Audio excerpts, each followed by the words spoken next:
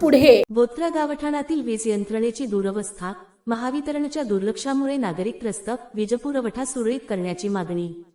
परंडा प्रतिनिधी. परंडा तालुक्यातील बोथरा गावातील गावठाण परिसरातील वीज यंत्रणेची अत्यंत दयनीय अवस्था झाल्याचा आरोप ग्रामस्थांनी केला आहे. Transformer, ground earthing, fuse, wiring आणि इतर विद्युत साहित्य नादुरुस्त असल्याने गावात वारंवार वीजपुरवठा खंडित होत असून नागरिकांना मोठ्या अडचणींचा सामना करावा लागत आहे.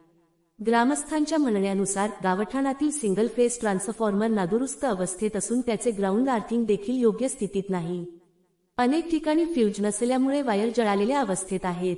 तसेच 25 केव्ही क्षमतेचे 3 ट्रान्सफॉर्मर असताना त्यापैकी केवळ 2च कार्यरत असून एक ट्रान्सफॉर्मर पूर्णपणे जळालेल्या अवस्थेत असल्याचा आरोप करण्यात आला आहे.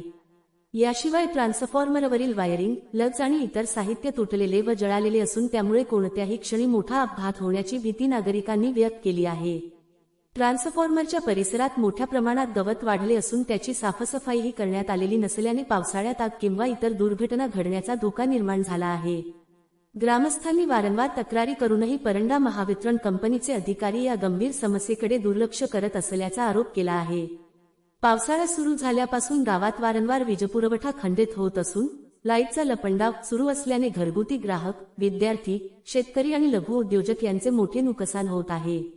बोथरा गावातील वीज यंत्रणेची तातडीने दुरुस्ती करून नादुरुस्त ट्रान्सफॉर्मर बदलण्यात यावा, ग्राउंड आर्थिंग व फ्यूजची योग्य व्यवस्था करावी, जळालेल्या वायरिंग व लग्ज बदलून ट्रान्सफॉर्मर परिसरातील गवताची साफसफाई करावी आणि गावाचा वीजपुरवठा सुरळीत करण्यात यावा, अशी जोरदार मागणी ग्रामस्थांनी महावितरण प्रशासनाकडे केली आहे. जनहितार्थ न्यूज एक पाऊल पुढे. मुख्य संपादक धनंजय गोफणे. आपल्या परिसरातील बातम्या पाहण्यासाठी चॅनलला सबस्क्राईब करा, व्हिडिओला लाईक करा आणि बेल आयकॉन दाबायला विसरू नका.